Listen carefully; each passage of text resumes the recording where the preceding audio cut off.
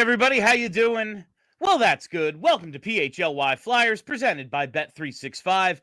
Download the Bet365 app and use code PHLY365 when you sign up. Whatever the moment, it's never ordinary at Bet365. My name is Bill Matz. I'm your director of fun and games for the evening. Joining me today, not only do we have Philadelphia's #1 hockey beat writer, Charlie O'Connor, but we also have Broad Street Hockey's own Kelly Hinkle. What's up today, fam? What's up, William? What's up, Charles? How's it going? It's going great. I was really excited to have the whole gang back together in studio, but my Ava guilted me like, you're not healthy. Stop breathing on people. It's like, all right, you're probably right about that. So here we are. We get to do the show remote today, but still we have a jam-packed show for you. And I want to start with some injury and roster stuff. I do want to talk about the center position. That's kind of like, you saw our little thumbnail, it's centers of attention. And like, yeah, they don't have any centers, and that's glaringly obvious. But there is some roster stuff and injury stuff going on. Want to start with probably the most important one right now, Cam York. His last game was on October 23rd at Washington. He's missed the last 12 games. He seems to be, based on all the reports from Charlie and his ilk, practicing and wearing a regular jersey, not the non-contact jersey. Charlie, can you give us anything new on Cam York? Yeah, I think the general feeling that I've been able to gauge is that he's pretty much good. It's more than just keeping him out of an abundance of caution. It's believed, I'm fairly certain it's a shoulder injury. I don't know the exact nature of it, but that's been all the impressions that I've been getting is that it's a shoulder. He obviously had a shoulder injury last year that he played through that maybe he shouldn't have, but he did because he wanted to help the team. He wanted to play in that outdoor game. Yeah, he wanted to play in the outdoor game that he wanted to play because they're in the midst of a playoff hunt. He's getting a ton of minutes. He was playing good hockey, so I guess his thought was, well, it's not affecting me that much. I am under the impression that, like, if this was a playoff series, he probably would play through it, but they don't want him to re-injure the thing. There's a re-injury risk here, so they're giving him as much extra time as possible so that once he's back for good. Now, it's been odd that I would say since like late last week, he's been practicing without a non-contact jersey. He's been practicing with a normal jersey. This has been multiple practices where, and it's more glaring because Drysdale has been wearing the non-contact jersey. It's like a bluish purple jersey this year. It's kind of odd. But because Drysdale is wearing it and York isn't, it makes it more glaring that York isn't. And then you're like, okay, well then why isn't he playing? Especially when guys like Emil Andre are also getting hurt and they really could use a York return. Like, I thought there was a good chance York was going to be back for last night's game because Andre wasn't going to play. So it's like, oh yeah, just slide Cam York right back. And I was mildly surprised when he did. But it seems like that's more about an abundance of caution. That said, he has been practicing. So you get the sense that he's going to be back, I would think, at the absolute latest Saturday. He could be back tomorrow. And that obviously throws the defense in a little bit of a state of flux, especially because Yegor Zamula, though he did leave the game early in the third period, he practiced in full today. We talked to him after practice, and he basically said, yeah, it was an upper body injury. I was a little nervous about it in the moment, but I woke up and I felt good, so I can practice in full. I'm fine. So Zamula will be available. That said, if York can come back, Zamula might be the person to give way. It's tough to say because Zamula is finally starting to play okay. Yeah. Like the last few games, he's finally starting to do something. And I know everyone is going to be super excited about the shiny new toy in Helge Grans because he played okay, but they probably have more invested in Yegor Zamula than Helge Grans. So it'll be interesting to see how it all plays out, to be sure. Hinkle, you look unsure about Zamula. Has Zamula been okay? I mean, I guess he's been better than he was. So that's something. But I don't know if I would call him like anything approaching good. They haven't still trusted him with like an abundance of minutes. Obviously, last night he comes out with the injury. Yeah. And Grans ends up playing like the third most minutes on the defense.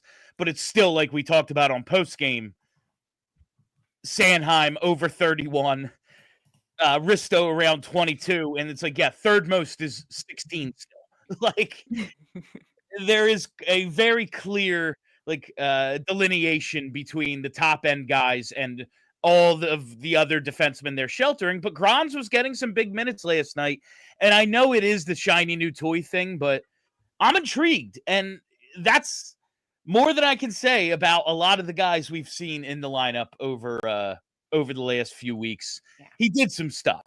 Now, can he continue doing stuff? I don't know. Charlie said last night, John Tortorella looks at Grans as maybe one of those guys who, when they make the jump to the NHL, you look at the AHL numbers and you're like, okay, whatever.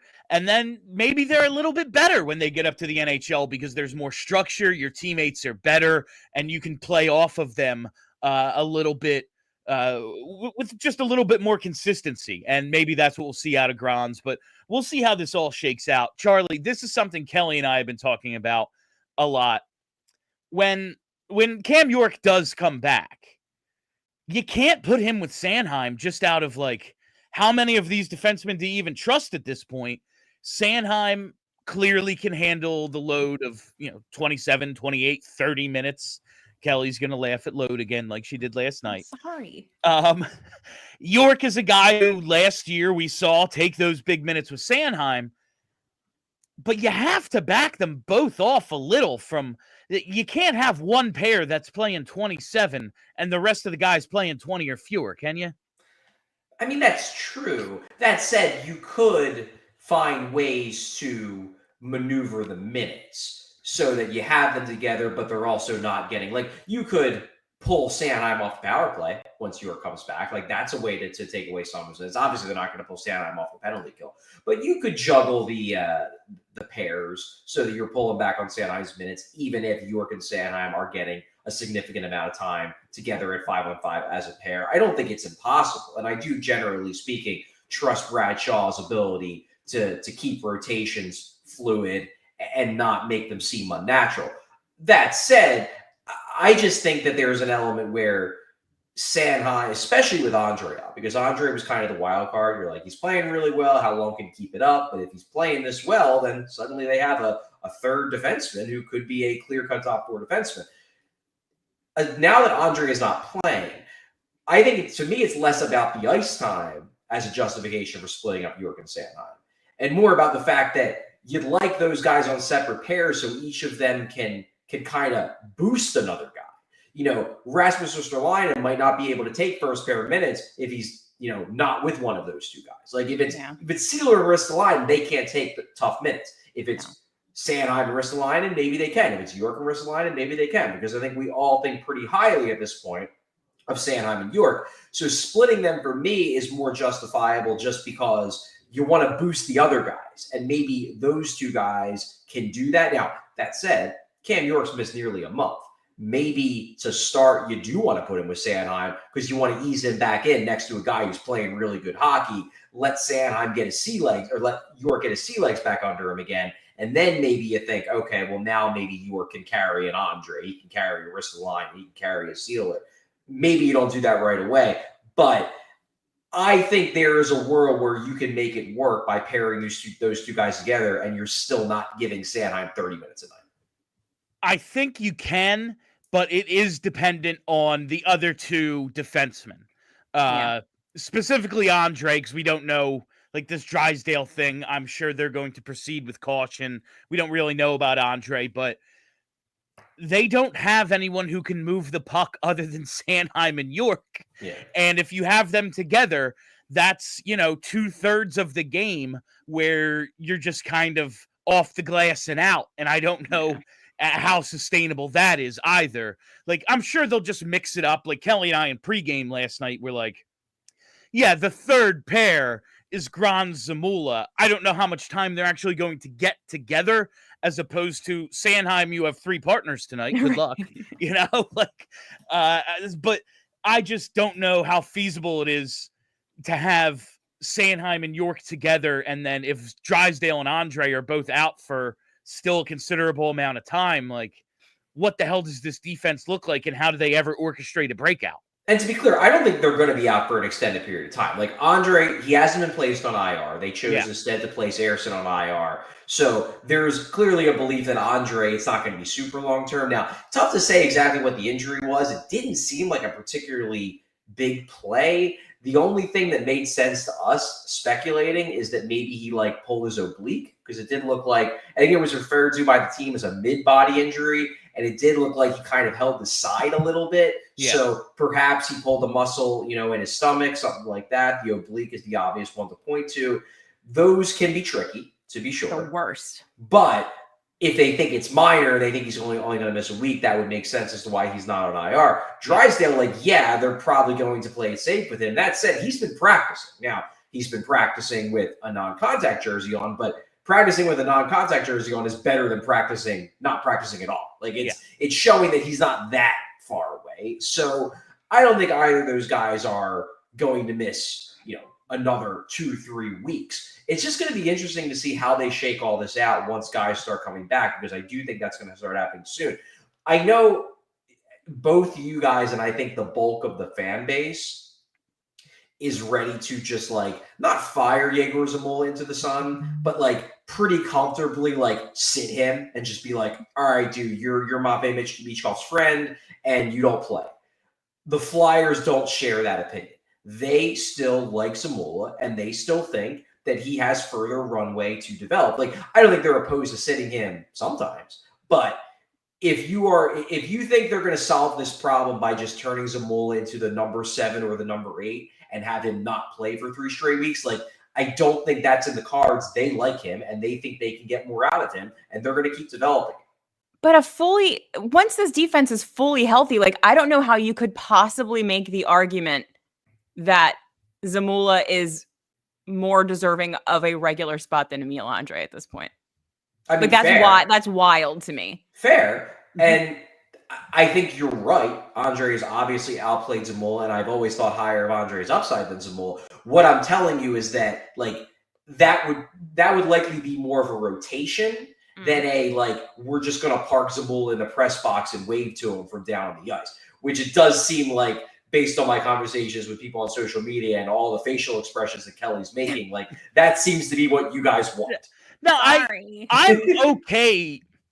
I'm okay making it a rotation at the bottom of the defensive lineup until somebody makes it obvious that they deserve to play every night. Emil Andre's been good, but I don't know if he's an 82-game defenseman. We still have a lot more to learn about Emil Andre.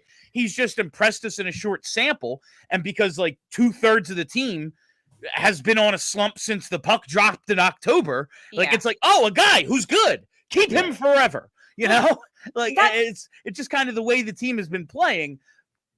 Once everyone's healthy, I'm fine with a rotation to start. But listen, if Zamula shows that he can kind of rebound from his slow start to the season, sure, keep him in there. They've had a lot invested in his development. Andre, I think he has to be a part of this future, so I want to see him play more than not. Eventually, and we'll get to this when we start talking about the center position as well, eventually there's going to have to be a hard decision made about moving on from some people, whether it's this season, whether it's this off season. Something has to be done so that the guys who we think are going to be here have the opportunity to properly develop. Yeah, and I think the writing on the wall is there for Ristolainen. It definitely seems like at some point, whether it's at the deadline or whether it's in the off season, he's the odd man out in terms of addressing this logjam. That said, that's only one guy. You might have to clear out some more. And the way I look at it with Zamula is this. This year, he is essential to be on the roster because he is Matvei Michkov's buddy. He helps not with the translating, because they pulled back pretty heavily on that. I think they felt like that was a little much for Zamula. He needs to focus on his own game and focus less on being the intermediary between the coaches and Michkov. That said, I think that only protects him this season. They want him on the team this year, which is why when people have added me on Twitter and been like, hey, do you think Zamula would pass through waivers? Do you think he would be claimed? Would they do that? My answer is always like, I don't think they would waive him because I think they want him on the roster because, in large part, they know he's important to the development and to the overall comfort level of Michkov, which is way more important than whether like Andre gets in 35 games this year versus 65. That said, after a year of adaptation from Michkov's part to North America, hopefully he knows the English language a little bit better. He knows his teammates better. I don't know if that is as much of a priority. Now, the extra variable there is like if Zamula starts playing well, then he could earn his way back into the plan. Like, and I do think he's played better. I know Kelly, you scoffed a little bit at that. Like he was on a 3-game point streak. I know that the goal he got was kind of fluky, but he was doing some stuff. He wasn't looking as underwhelming. It seems like he's gaining a bit of confidence in his ability to make plays quicker, which has been one of his biggest problems this season. If Zamula has a good second half, maybe he pushes himself right into the heart of the I need to be part of the present and future conversation. The version we've seen so far this year, maybe you're like, well, we'll stick with you for the end of the season. If it doesn't get any better, then we look at a trade. Maybe you no longer are a lock to make the team out of camp because we no longer really need you to help Michkov. This year, though, I think they view him as important. Number one, because they've invested a lot of time in his development, and they do still like him. They like his plausible upside. But number two, the Michkov factor cannot be brushed aside. That is important to them, at least this season. And that's, again, like, fine with that. My issue with the idea of plausible upside is Zamula, to me, was always a third pair guy at best in terms of when this team is good. And if you can't replace that, like, what are we doing? But I guess my answer is I don't think they agree with you. Like, really? Bill, I agree with you. Like, I think Zamula's upside is fine third pair defenseman. They're wrong. I think they see more in him. I think they see more in him. I do. They see more than a third pair defenseman. That's yeah. I'm just like genuinely like I would love to hear like based on what. I think they believe that if everything goes right, that he could be a solid second pair guy, and what they will do is they will point to, what did you all say about Ristolainen? What did you all say? What did people say about Travis Sanheim a couple of years ago? They will say that it takes longer for defensemen to become what they're going to be, they think there's still runway with Yegor Zamula. They do. I mean, we're talking about first round picks versus undrafted guys. Right. I'm just saying. They're wrong. Yeah, that makes me incredibly nervous about their think, talent evaluation. Yeah, that makes me like what does he do? I don't want to turn this into the Igor Zamula show because again, I like Zamula on the bottom of the roster. If he's your 5, 6, 7, you could do a lot worse.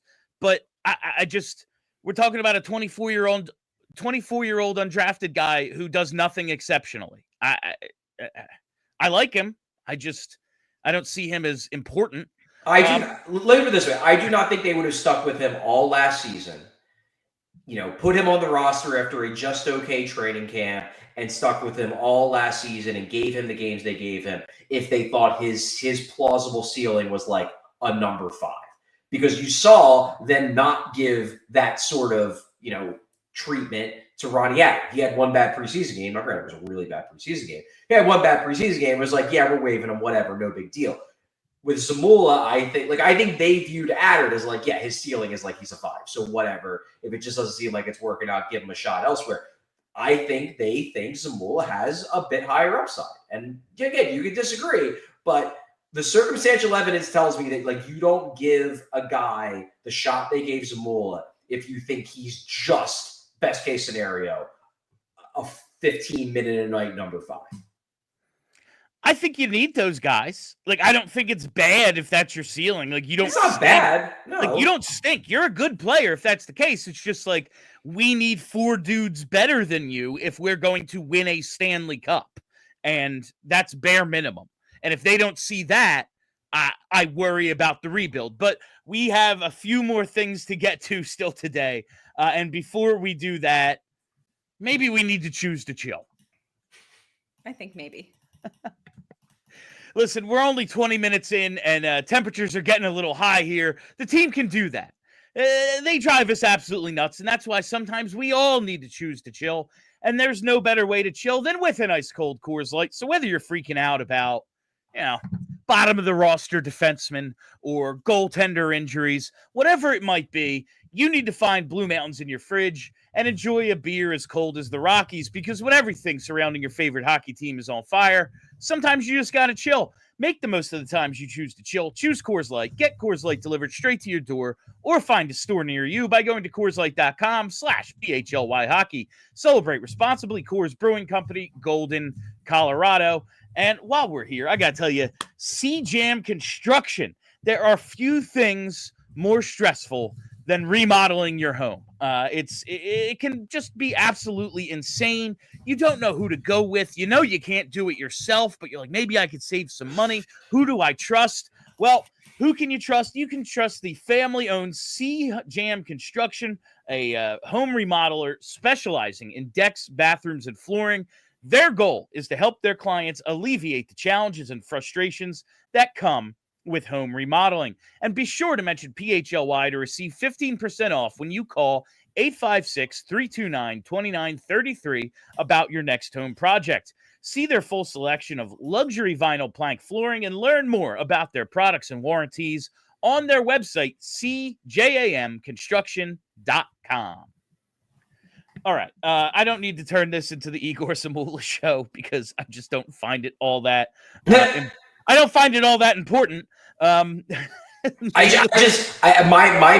point with this whole thing is that I just don't think it's going to be as simple to the Flyers as everyone is healthy. Yegor Zamula doesn't matter anymore, because in their mind, he does matter. Like, that could hurt Helge Grans, who did have a legitimately good first game, but when guys start getting healthy, I don't know if that legitimately good first game is going to be enough for them to say he needs to be part of this for a while. In the same way, like with Andre, Andre was one of their higher regarded prospects, not just by us, but by the organization. Grans is more like, well, we gave you a shot, he looked good. Like, I put him more in like the Adam Ginning, Ronnie Adder from last year tier. We're like, yeah, now you're preferred call-up guy. That is something I wanted to ask you about since you mentioned Adam Ginning. Do you think this was a lefty-righty thing? I checked the game logs. Ginning hasn't been doing great lately. -3 in his last game, -6 in his last 6. Grans, right-handed. Maybe you just needed a little bit more balance on the blue line. Any insight onto why it was Grans? Because that kind of seemed, oh, wow, really? No, I think it is entirely the Grans is outplaying him. Like, okay. Ginning was real bad in camp, and he blew that opportunity, and it doesn't seem like he has righted the ship in the AHL. Whereas Grans, from every account, and Matty Campbell's been doing a great job for us over PHLY and for Broad Street Hockey, breaking down the Phantom season this year. Read her in both places. But anyway, she's done a great job of breaking down Grans' improvements, that he has added a little bit more aggressiveness to his game, with the puck, making maneuvers, carrying the puck up ice, taking shots, especially, and working to create more in the offensive zone when he's on the ice. Grans has gotten better, and he's getting the minutes, commensurate with that improvement.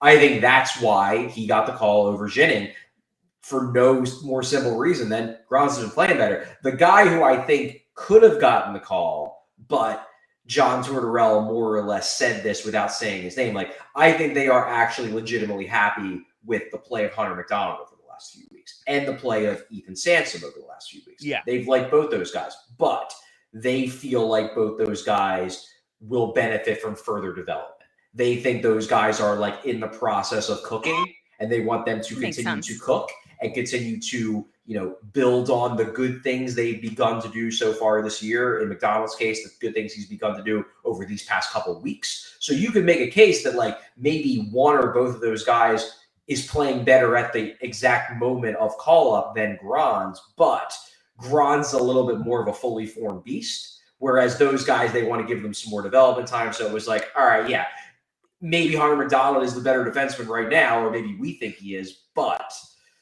Grans is more finished. So let's call him up and see what he can do. Ginning, though, I think they called him up over Ginning because they just think Gronz is playing better.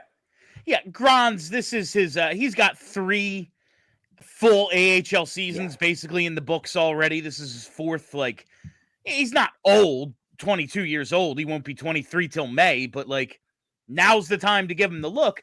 And I don't need, as much as I do, always want the shiny new toy. I liked what I saw out of Gronz. I don't think it's the most important thing in the world to like, oh, well, now he needs to totally supplant Zamula. The bottom of this defense doesn't really matter all that much to me because they're going to have to make some ads at some point. We talked about Andre. They didn't put him on IR. Drysdale, he's practicing. He's missed the last 8. He's in the non-contact jersey out there. Let's get to the goalies. Let's get to Sam Ersson.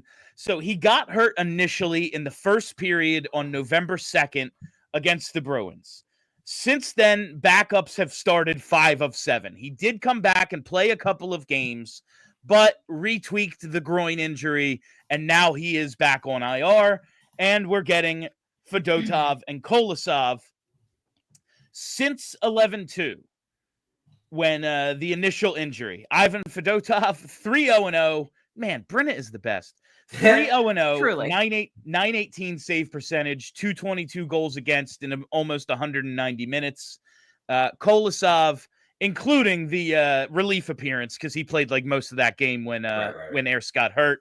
He's 0-3-0 with an 8.82, a 3.57 in about 170 minutes. Both goalies, coincidentally enough, have faced 85 shots since November 2nd. Fedotov has allowed 7 goals. Kolosov has allowed 10. It's wild how this has all kind of worked out. Like, right before the injury, John Tortorella goes, yeah, we're giving Alexei a look. And then he gets hurt in warm-ups or in morning skate, and Fedotov has kind of Tom Brady'd him a little bit. I mean, not to that extent because Tom Brady became the best ever. But here comes Fedotov now, and after we had kind of all been like, oh, yeah, this dude don't have it, he's been fine. He's been real good. Yeah, I think Fedotov, in my estimation, like he looks like an NHL goalie now. We talked about this a little bit after last night's game. Has Fedotov been incredible? No. Has he certainly maybe not looked the part at times? Sure, he looks choppy. I think choppy is probably the best way to describe his game. It just doesn't. Pajiggity, yes, thank you, Bill.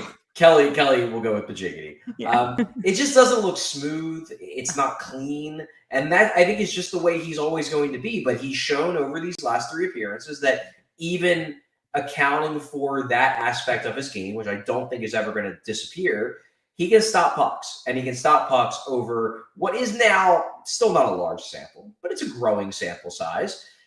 I don't think Kolosov has been bad. And like Kolosov numbers probably aren't quite fair. Like they're probably lower than what he's actually done. Yeah. He's probably given up a bunch of goals during this run that were pretty much unstoppable. That I'm not gonna blame him on. That said, I am confident in stating that even if you say maybe Fedotov's gotten a little bit fortunate and maybe Kolosov's gotten a little bit unfortunate, I think Fedotov has been better. And given the fact that one guy is 27 going on 28 and one guy is 22, it would make sense to stick with the 27-year-old and give the 22-year-old more time to develop and figure out the finer points of his game. The complicating factor here is Kolosov's intentions. Because, I mean, Kevin Kurz reported, I think it was last week, that they are concerned that if they reassign Kolosov to the AHL, that he will not report. And then he will say, I want to loan back to the KHL. They obviously like having him under their house. They like having him be able to, regularly talk with and work with Kim Dillabaugh and Brady Robinson and everybody there. They like having control over his development. And even if they don't think that the NHL is the ideal spot for it, they may think the NHL is better than the KHL. So that's the complication. Because to me, like, this should be an easy question. Fedotov is playing better. Kolosov is a prospect. Fedotov has a job. Kolosov goes down to the AHL. However, if you add in the concern about Kolosov leaving, are the Flyers willing to send him down anyway and just see what happens? I think they are, but it does add, it just adds another variable to the decision that in an ideal world you wouldn't have to worry about. It's frustrating because I do think that Kolosov has looked well enough that, like, I do want to see him develop in this organization. And it's very frustrating that he won't, like, he'll be the starter in the AHL right now. Like, why is that not good enough for you? I don't get it.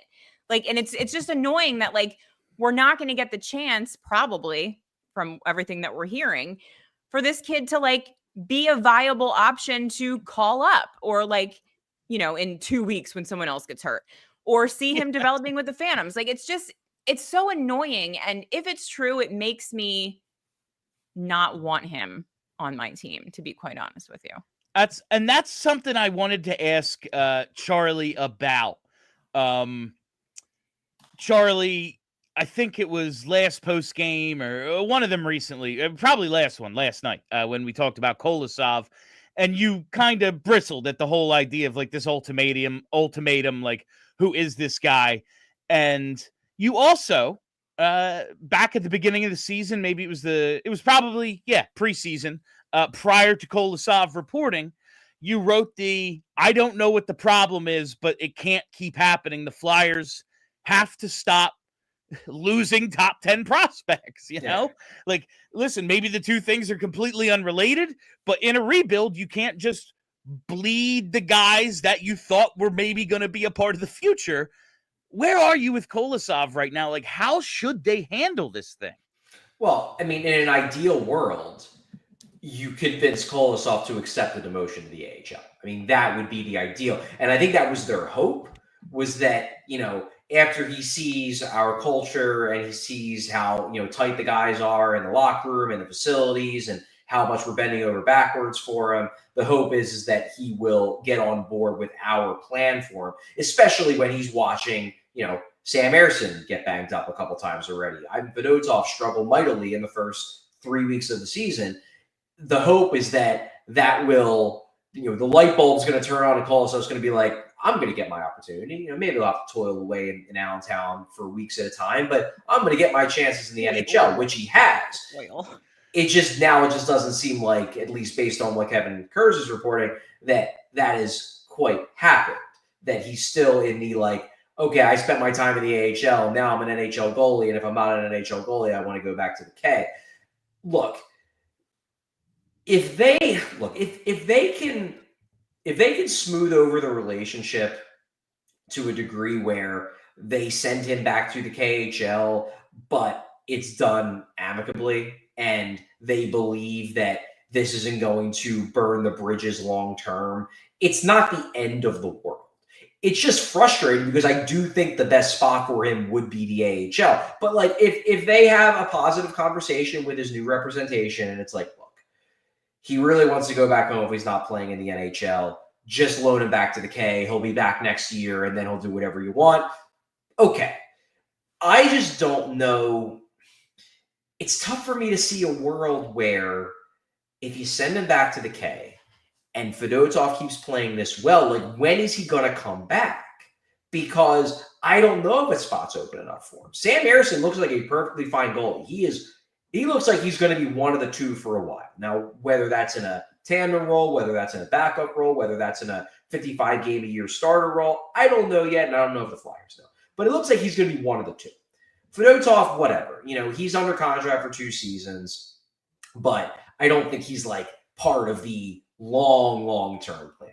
Thing is that they got Zavragin over there in Russia who's killing it. Now, I know that he's on a 3-year contract, and I'm not expecting him to get out of that contract early, but let's envision a world here, okay, where the Flyers say to Kolosov, okay, we'll let you go back over there. And then Fedotov keeps the rest of this year playing okay. You know, he finishes with something like a, you know, 893 save percentage, where it's like, it's not great, but it's perfectly acceptable for a backup goalie. And he's got 1 more year left on his contract. So the Flyers say, well, we're sticking with Fedotov as our backup. Ersson is the starter for the 2025-2026 season. And then Kolosov responds to that, and he says, I ain't coming back if I'm not guaranteed NHL time. And they say to Kolosov, okay, well, you know, we're probably not going to re-sign Fedotov after his 2-year contract is up because he hasn't been amazing, but you can come over next season. Then what does Kolosov say? Like, well, I'm not going to come over unless you guarantee that you're not going to bring Zavragin over after next season. Like, then you just wonder, like, where does he fit? Does he get that 1 year with Ersson before Zavragin comes over and then puts the pressure on the Flyers to have the Flyers treat Zavragin like the elite goalie prospect that he is? And I got news for you. Zavragin's a better goalie prospect at his age than Kolosov was at his. So presumably Zavragin will get better, more special treatment the same way Michkov has than Kolosov has, rightfully so. He's a higher tier prospect. So you just start to wonder, like, where does Kolosov fit in if he doesn't stay? And that's my big concern with this whole thing. I know that was long-winded, but It's a complicated situation. It is. And I just don't know. I don't know what anyone expects the Flyers to do if, like, he's hard line about this. Because there are only 2 spots, and if he can't see in his brain at this point, after what he's experienced this season, that there is absolutely an opportunity for you to get NHL games in this organization if you are physically in North America. Like, I don't know what to tell. Like, I don't know what to do with this kid. Like, if you can't see it and you're insisting either I'm a permanent NHLer or I'm going home, then go home. Like, bye. You're not that good. You know what I mean? Like, it's not worth all of this. And if that's what he's going to do, like, I'm not going to blame Danny Briere if it ends up with him in the KHL never coming back. When this all first started to transpire, and really like in camp when he didn't report at least on time, I thought, what's the harm of just loaning him back to the KHL? He's going to play. He's going to get the time. He'll be able to develop. Watching him play now and watching the struggles Fedotov has had as well, and seeing these differences between the Russian and North American game. Both of these KHL goalies, Fedotov and Kolosov, it's like, yeah, they have physical tools.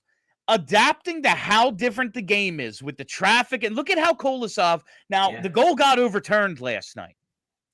But look at how he dealt with just one guy in front of him. He was almost like, oh my God, get out of my way. What are you doing? Like, that's how that goal got scored on him last night. And it's like, you have to learn to deal with this by dealing with it. And I don't see how that can be possible in the KHL, where it's a perimeter game. It's just a much different style of play. And that's the difference. If he wants to develop here, great. But I'm just starting to become of, like Kelly said, like, I don't want to lose him. And definitely don't want to just terminate his contract, relinquish the rights or anything, but just kind of give him the, hey, man, you want to play in North America, we're here. But if you want to go back, good luck. Yeah. We have other guys on the priority list that are going to jump you.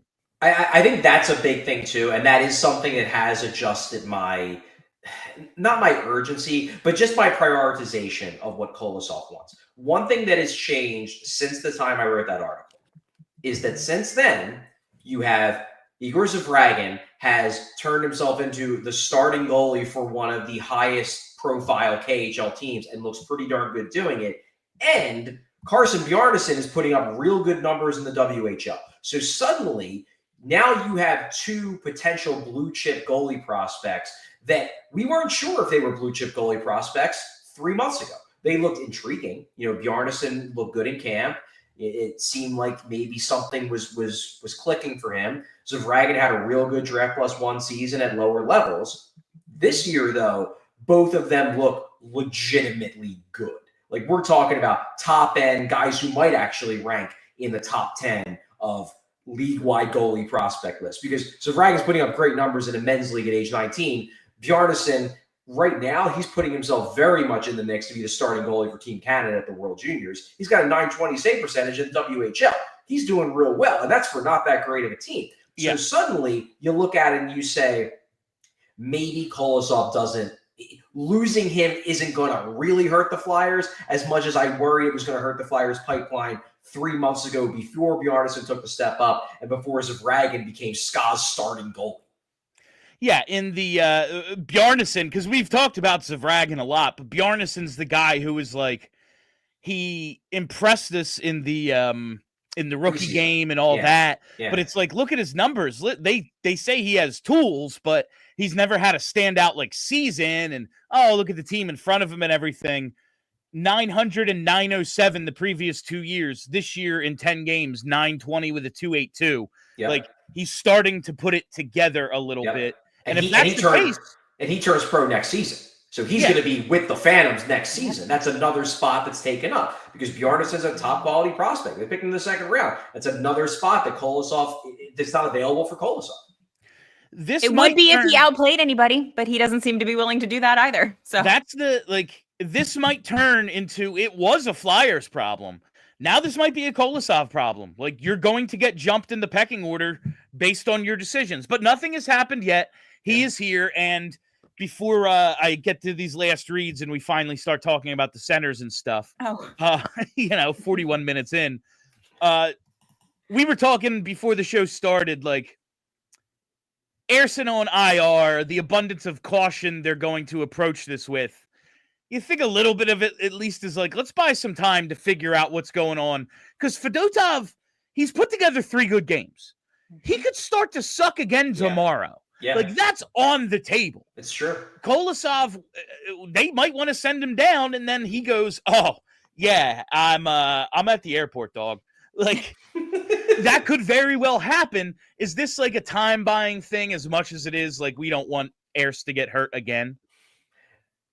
I do think that, look, they want Sam Ersson to play games. He's the goalie who gives them the best chance of winning games. So it's not like they're just parking him. However, the fact that this is a complicated situation probably does incentivize them to be extra cautious with Ersson because it allows them to. And John Tortorella straight up said it today after practice. He said, look, we have some problems with this team right now that we're working through in terms of, consistency, in terms of connectedness. One thing that isn't a problem for us right now is the goaltending. We're getting good performances by both of our goalies. So that factor, more than anything, probably does cut down on the urgency with Ersson because it's not like Fedotov is delivering an 820 save percentage and Kolosov is, struggling in the AHL. Like, they have 2 guys in Fedotov who is putting up solid numbers, at least over the last 3 games, and Kolosov who maybe the numbers aren't as good, but he at least looks the part as he's not losing them NHL games. Yeah. Yeah, and that's to start this season, especially with Fedotov, it was like, well, I don't even know how to evaluate this because the goalies are so bad. Like, everyone could do the right thing, and then they clear the puck on an icing, and it ends up in the back of the net. Like, that's not what's happening now, and you can actually evaluate from there. So as long as that holds steady, I'm cool being patient with Ers because, yeah, he's the guy of all 3 of them right now in my mind who has a chance to be here long term. Whether, again, we don't know the role, but whatever it is, I want to see more Ers, but be cautious. Buy yourself some time. Before we go any further with today's show, I got to tell you about our friends at TrueMark Financial Credit Union. We all know how hard it is to win without proper coaching. And if you've got kids, TrueMark has the ultimate playbook for teaching financial responsibility with a free Greenlight account. The Greenlight app is changing the game, helping kids and teens learn how to earn, save, and spend wisely. Man, I might get one of these for myself.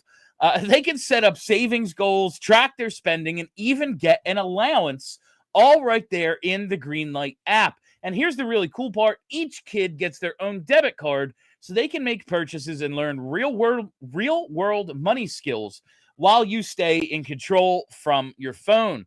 You get peace of mind, and they get the freedom to make smart decisions with their money. It's like coaching your kid through their very own financial game. And for TrueMark Financial members, it's free. With the holidays right around the corner, now is the perfect time to introduce your kids to Greenlight.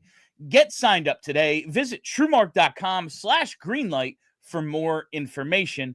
And while we're here, all right, send the kids away. They got to learn to make smart financial decisions so that you're free to gamble, damn it. And when you do choose to gamble, do so with the Bet365 app, because whatever the moment, it's never ordinary at Bet365. They've got 90 million users worldwide. They live stream 780,000 events each year. One of the pioneers in live in-game betting. And you know I love these early payouts across the NBA, NFL, NHL, and Major League Baseball.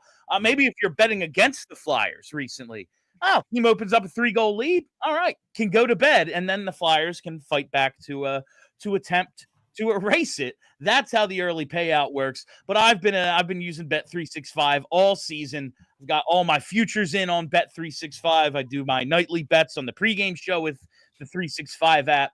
I've been enjoying it. I think you will too. So download the Bet365 app. Use code PHLY365 when you sign up to get $150 in bonus bets when you bet just $5. Whatever the moment, it's never ordinary at Bet365. Must be 21 or older and physically located in Pennsylvania. If you or someone you know has a gambling problem and wants help, call or text 1-800-GAMBLER. All right, so I wanted to start talking about, like, okay, well, where I think this, I love the idea of, I didn't love, but I understood the idea of maybe Matvei Michkov with Ryan Poehling and Tony Dix. It was like, all right, put all that speed together with Misha's skill. Let's see how that goes. Then they sub in Cates, and it's like, well, that kind of takes away from the idea of it.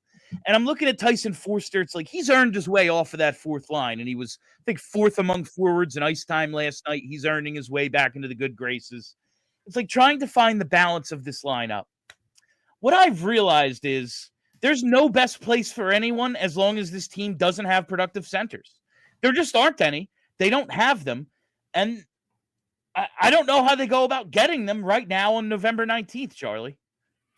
Well, look, there is clearly a structural issue organizationally in terms of their strength at center. Now, there's a reason why they prioritize taking Jiricek. Obviously, there's a reason why they put him on the team, despite the fact that he wasn't particularly amazing in preseason, but was like, well, he's fast and he can do stuff. So sure, let's give him a look. And he killed it in all the workout tests and everything. So sure.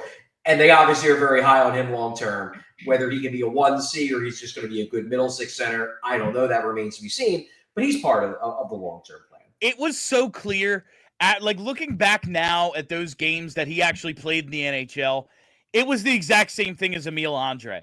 Like, no, he's not ready, but we have nobody else, so let's see. Like, that's really what happened with Jiricek. Yeah, and I'll do a little, because I haven't done this, like, spiking the football on Twitter, because I can't be bothered to anymore. I'd like to make the point that the two guys who I thought should make the team over Jiricek, Emil Andre and Anthony Richard, are both showing exactly why they should have made the team over Jiricek, because they are both clearly ready for the NHL and ready to make an impact, and the other guy wasn't. Tell him, Charlie. Just saying. Yeah, I liked the idea of that. We'll start with Michkov here. Like, this team, the center depth is just non-existent. The Poehling Richard thing I thought was a fun experiment, but as soon as you sub in Cates, it takes away the thing I liked about it. And now, like, I hate saying this, because as a concept, I am done with Morgan Frost. Like, I don't want to really talk about him that much anymore. I think it's a waste of time. But we need Morgan Frost, the human being, in the lineup, simply to just have a guy who might be able to help Michkov create something. Like, I don't want him out there with Coots, because Coots is going to get those top-end matchups, and why? Why do that with Mish right now? Let's see him rack up points and do the things he's good at and slowly bring his game along. Fine with that. But there's no other dude who might even be on offense other than Frost. I hate to even be advocating for this at this point, because it's pointless, but, like, what other choice do they have, Charlie? Well, we actually asked John Tortorella today about Morgan Frost after practice. And he said, who? Tortorella basically said, look, like, Frost is going to get back in at some point, and he hopes that Morgan Frost takes the reins when he does and shows that he needs to be back in this lineup. I've said on multiple occasions on the show, like, what inevitably is going to happen is Morgan Frost is going to get back in the lineup, and then in January he's going to start scoring points, because he's a good NHL player who is capable of scoring points at this level. And this is what he's done for the past 2 seasons, where gets off to the slow start, Tortorella gets frustrated with him, scratches him, misses a lot of time. We debate about him endlessly. And then December and January, he gets going, and then it's pretty good for the rest of the year. And then we go through this entire debate all summer, and then the process repeats. So I'm fully expecting that to happen. Now, whether he should be part of this long-term, the fact that he's now started out 3 straight seasons with a slow start, that's a major concern. Does he have to get back in the lineup? Yeah, of course he needs to get back in the lineup at some point. John Tortorella straight up said today when we talked to him, out of all the centers we have, he is our most skilled. He knows it. Everybody knows it. It's obvious. And yes. Who's number 2? The only way that this gets solved this season, unless they make a big blockbuster trade, which I guess you never know. You never know. Danny might pull the trigger on something. But unless they make a big blockbuster trade, the only way this who do they play with Michkov thing really gets resolved is if Morgan Frost is back in the lineup and playing second half of the year Morgan Frost. Does that happen? I'm betting that it does because it always does. I'm frustrated because I understand why he was taken out of the lineup, and I think it was absolutely warranted. He's looked like crap for most of this season. It's totally understandable that he was scratched. The problem is, as Bill said, we physically need a human man playing center on this hockey team. And he's one of the few that we actually have on the roster. So I understand that this is John Tortorella's method as far as coaching goes. But at some point, I feel like you need to adjust, given that you simply don't have enough warm bodies to put on your roster to play center effectively in the NHL. Okay, he's been playing like crap, but is Morgan Frost playing like crap better than Noah Cates with Michkov? Maybe. I feel like the potential at least is there for it to be better. Yeah. And so that for me, I think is a good enough gamble that it's all right, Morgan Frost, he's got to be 45 years old at this point. The scratching, he gets it. Just put him back in the lineup so that we have some options at center that might be able to get the offense going. I mean, they have options. They have guys who can play the position. The problem is they don't have guys who can play the position and score. Right. That's the they have a bunch of guys who can be bottom 6 centers. Poehling, Cates, Law. They're all perfectly acceptable, third, fourth line type centers. Sean Couturier, I know you're he's a 3C now. I do think he's going to start scoring more, and the play driving has been fantastic, and I think he's done a lot of good things on the ice. That said, he's not the same point producer he was 5 years ago pre-back surgery. He's just not. We have 2 years of evidence that implies he's not that guy. And I also would ideally not want Michkov with him anyway for matchup reasons. But it's not that they don't have centers. They have guys who can play the position competently. It's just that if you want to give Michkov some help in terms of offense creation, guys like Poehling, Cates, and Lawton, Lawton's the only one who does even a little bit. And Lawton, I still think ideally is a winger. Center isn't even his best position. So I don't think Cates' best position is center. No. Fair. I think Sean Couturier is going to be one hell of a 3C. He doesn't do anything offensively, and that's fine. Not everyone has to contribute, but this isn't just a Michkov problem for me, because honestly, he's the last dude we need to evaluate. I know he's good. Yeah. I don't know how good he's going to be. I think he's going to be a star. He looks pretty damn good already, and he has very little help. But we have expectations, and we need to evaluate, Tyson Foerster, Owen Tippet. He signed long-term, but where does he actually fit in the lineup? Joel Farabee, Bobby Brink, all of these wingers. I don't know if we can actually evaluate how good they can be without centers who can create any offense whatsoever, because they have none. And that's really, really disturbing when you think like I said, some tough decisions are going to have to be made sooner than later. They're going to have to balance out this lineup. And it's the bottom 6, just the repetition that they have with the player types in the bottom 6. You're going to have to move on from some and keep some and decide which ones are going to be here and which ones aren't. These wingers, you can't have a team of 9 right wingers. You're eventually going to have to trade some. Yeah. which ones should you trade? Which ones should you keep? I don't know how we make those decisions when they're not playing with centers. It's fair. It's a fair point. And it's not an easy problem to solve because again, if there was a big trade to be made, you would assume they would have made it already because they know the problem. Like there's a reason why they probably reached a bid on Luchenko because they needed a center. And Luchenko, they were 100% confident, and at the very least, they've been justified on this front. Luchenko looks like he is an NHL center. How good of an NHL center, we shall see. I'm optimistic he can at least be a very good 2C. They think he could potentially be a 1C given development. Hopefully they're right. That would be great. That would solve a lot of problems for him. But at the very least, I think he's going to be a quality middle six center, which at least fills one of those spots. That said, you need more. And if we agree that Morgan Frost is not going to be a 1C, and I think we all can agree on that he is not a 1C now, and there is really no plausible path at this point for him becoming a 80 to 90 point center. This was kind of his last chance. You're like, all right, he's going to be on the power play with Michkov. He's going to be giving him his main line mate to start the year. If there's more in Morgan Frost, we're going to see it. And instead, he's getting scratched on a team where like the second line center right now is one of Scott Laughton or Ryan Poehling. Yeah, he's not 1C caliber. You would think if there was a trade to be made to get that guy, given the fact they know it's their biggest problem, they would have made it. I guess the fact they haven't tells me there isn't a trade to be made at this point for that guy. So, Bill, I share your frustration. It's the obvious problem with the team. I don't know what the path is to solving it, at least right now.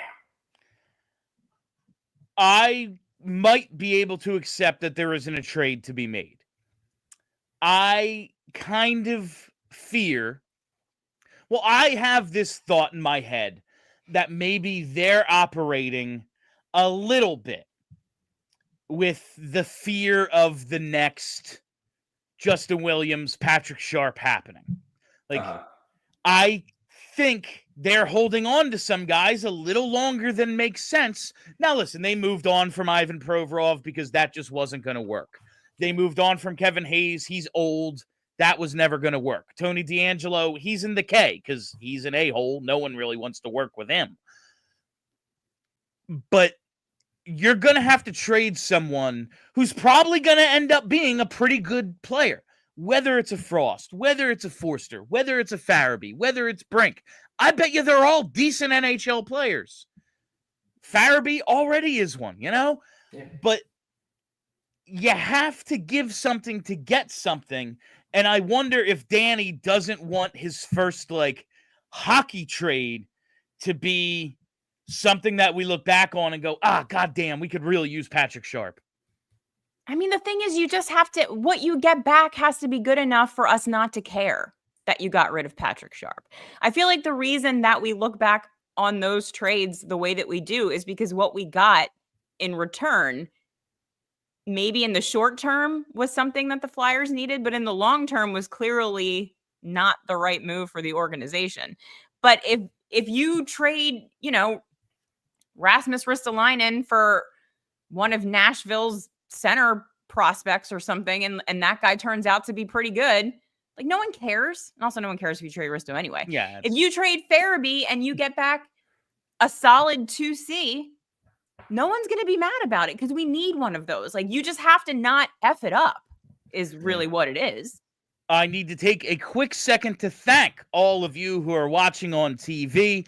And for more of this show, check out allphly.com. Check out Charlie's articles there, too. They're pretty good. Maybe this is an issue I made up in my head. But, when I see Patrick Sharp come back and I see this team have these obvious, log jams, and it's okay, we need to get something moving here, and they just don't. I worry that they're operating under that fear of we don't want to lose the trade. And it's sometimes you have to risk that in order to figure other stuff out. Yeah. There was a conversation we had in the media room today about David Jiricek, and somebody brought up, would you, I think somebody straight up asked me, would you trade for David Jiricek? Would you be interested? And my answer was, I'd be interested in anyone who fits the bill of, young guy who there's debate on his ceiling, but it's plausible that it could be very high, but his team is interested in potentially moving on. I would be calling about all those guys. Like, there's a reason why we always bring up Trevor Zegras, and it's because, look, he might just be not that good, but if it was 100% certain that he was going to be a clear-cut 1C, Anaheim wouldn't be interested in trading him. He'd be signed for 8 years at $10 million a year. Yeah, like the only way you get those guys is by trading for them when there's uncertainty about how good they are. Like, that's how the Flyers got Owen Tippet. And if you're going to take those, if you're going to do it in a way where you're not getting top 3 picks to get the guys that are almost certain to be studs, either A, you have to get super lucky like the way they did with Michkov, where he slips for other reasons and he just pounce, or you have to take big swings and trades that are risky. Like, trading for Trevor Zegras would be very risky. And I would be concerned on a lot of levels that he's just not that good, or maybe he's not even a center. But you know what? Sometimes you have to take the risk, because otherwise then you're just sitting there holding your guys until, they're 28 years old and they don't have any value anymore. The Jiricek thing, I want to do this because I don't know, we don't get that many studio shows anymore during the season. Yeah. When I did the mailbag last week, like half the questions were about Jiricek. I had Bryn break up the questions into groups, and the Jiricek group was 5 questions. Do you worry? And I guess this is the worry. A guy who, in the Columbus organization, and Columbus has been trying to replicate the accountability of John Tortorella since they fired John Tortorella,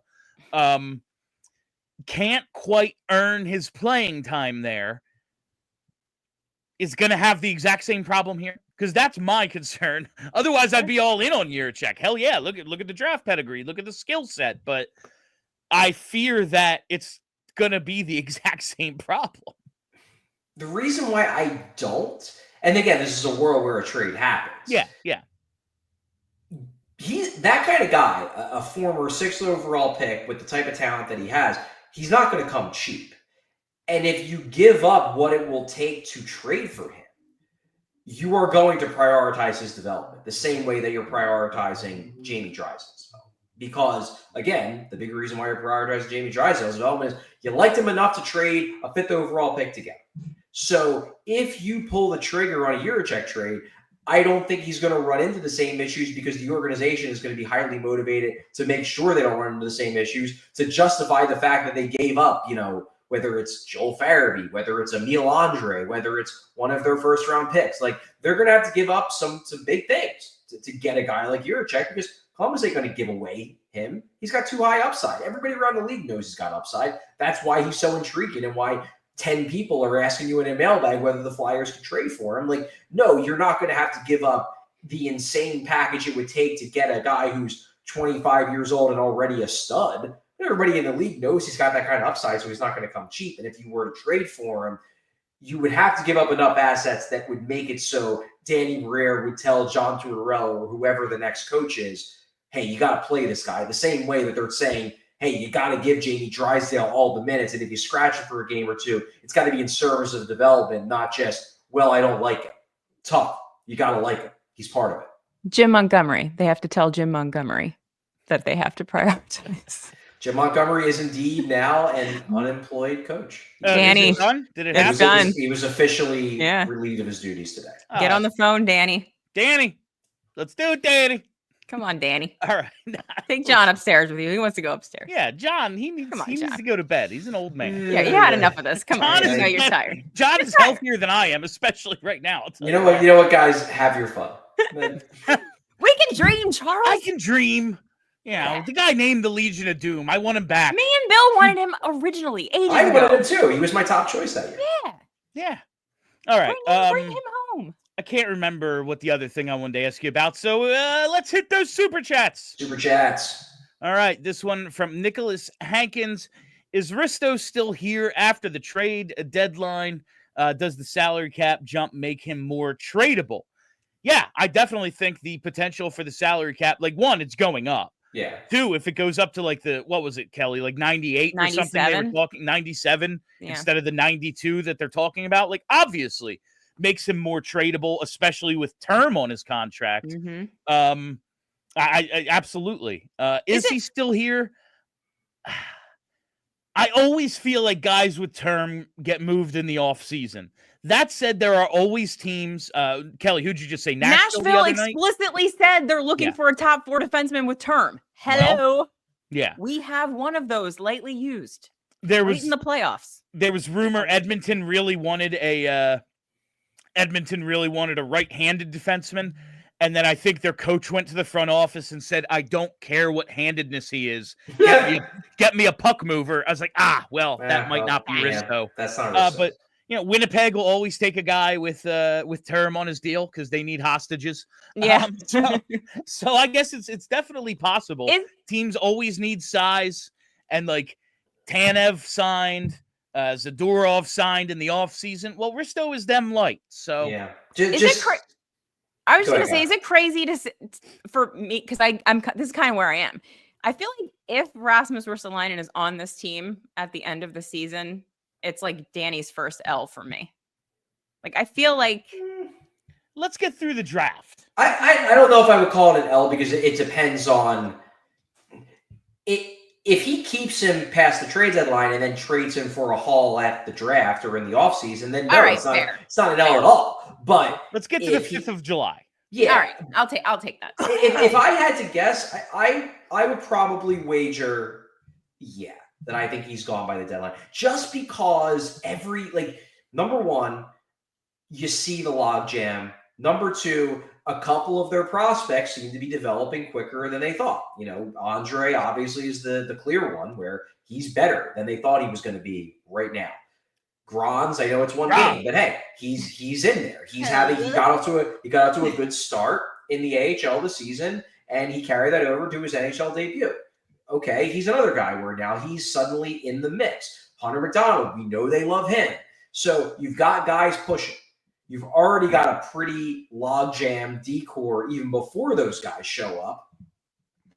To me, it's that, and it's the fact that he is that big physical defenseman that teams, even with term, could convince themselves they need for the playoffs. So to me, the deadline, it just makes sense. It makes sense that this would be the time that you can cash in on him. And it just seems like the winds are blowing in the direction of they need to clear a spot. He's the most obvious guy who isn't part of the long-term plan. Yeah, Nicholas. If I had to bet, I would bet he is gone. That's good. Bill's dying. Let's wrap it up. Let's hit that second super chat. You want me to read it? All right. What if the team for playoff Risto is the Flyers? JH. I do not think that Risto is for the Flyers. I think that he is going to get moved. Now, whether that is at the deadline or in the offseason or a year down the road, I'm not sure. But I do not think that he is playoff Risto for the Flyers. I do not think we are ever going to see Rasmus Ristolainen playing a playoff game for the Philadelphia Flyers. Maybe I am making too grandiose of a statement, but I do not believe he ever plays in a playoff game for the Flyers. But I do think he plays in an NHL playoff game in his career. Here's hoping. It would be really sad if anybody had a 10+ year career and never played in the playoffs. That would be the wild. thing that's everyone's goal, playoff hockey, the best thing in the world. You never did it. That's horrible. I don't want that for anybody. Mm-mm. Yeah. All right. Is that it on that's it. Okay. That's it. This has been PHLY Flyers presented by Bet365. Download the Bet365 app and use code PHLY365 when you sign up. Whatever the moment, it's never ordinary at Bet365. Make sure you're following us here on YouTube. Follow the Twitter at PHLY_Flyers. Follow the podcast as well. I'm Bill Matz. That's Charlie O'Connor. That's Kelly Hinkle. Until tomorrow, let's go Flyers.